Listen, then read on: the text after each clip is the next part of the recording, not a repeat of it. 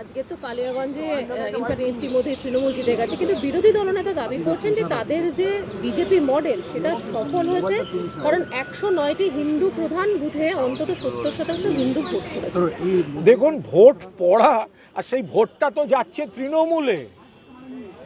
নাকের বদলে নরুন পেলাম টাকডুম আডুম ডুম, এটা হচ্ছে বিরোধী দলনেতার বক্তব্যে আমার প্রতিক্রিয়া।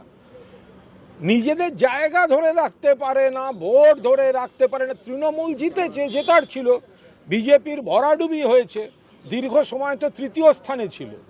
আমি সর্বশেষ আনুষ্ঠানিক ফল যেহেতু আমি তার উপর দাঁড়িয়ে মন্তব্য করছি না, কিন্তু তৃণমূলের ভোট পার্সেন্টেজ বাড়ছে, মানুষ আরও ভোট দিচ্ছেন। বিজেপির ভোট কমছে, গত লোকসভাতেও বিজেপির যা ভোট কমছে, বিজেপির এই নেতারা, সেটা কেন্দ্রের নেতারা বঞ্চনা করেন আর রাজ্যের নেতারা কুৎসা করেন এবং তাতে মদত দেন।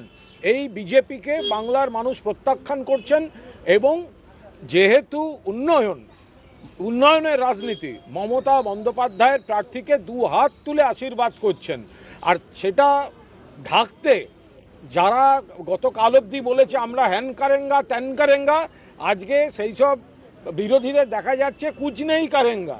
ফলে ওরা শূন্য, কপালে লেখা আছে শূন্যই থাকবে। কিন্তু শুভেন্দু অধিকারী বলছেন যে ভবানীপুরে বিজেপি জিতবে, মেটিয়াবুরুজে গিয়ে দিদিমণি।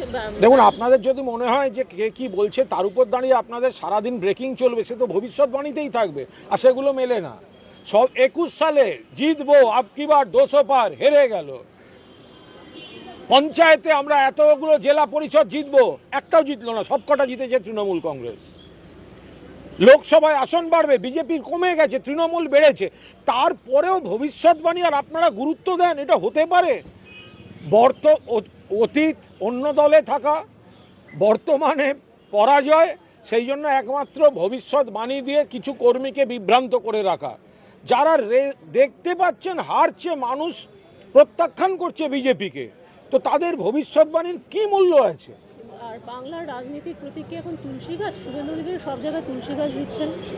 দেখুন, তুলসী গাছ চিরদিনের পবিত্র। এই সমস্ত পাগলামি যত করবে তত বেশি হিন্দুরা বুঝে যাবেন যে এরা হচ্ছে সব মেকি হিন্দু। যারা তৎকাল বিজেপি, দলবদলু বিজেপি, তারা এই হঠাৎ হিন্দুত্বের কথা বলছেন। যে মেটিয়াবুরুজে একটা ফলের দোকানদারের জায়গায় তুলসী গাছ বসিয়ে দিল, নোয়িং ফুললি ওয়েল, সে লোকটা ফিরে এসে দুদিন বাদে তার রুটি রুজির জন্য তাকে ওখানে বসতে হবে, তাই নিয়ে তুলসী নিয়ে আরম্ভ হলো। আরে ভাই, নিজের বাড়ির ছাদে লাগান না, কে বারণ করেছে? আমরা সবাই লাগাই তুলসী, আমাদের শ্রদ্ধা, কিন্তু তুলসী নিয়ে রাজনীতি করতে হবে এমন দেউলিয়া অবস্থা আমাদের হয়নি। ফলে তুলসী নিয়ে একটা দেউলিয়া রাজনীতি করছেন, লোকে হাসছে।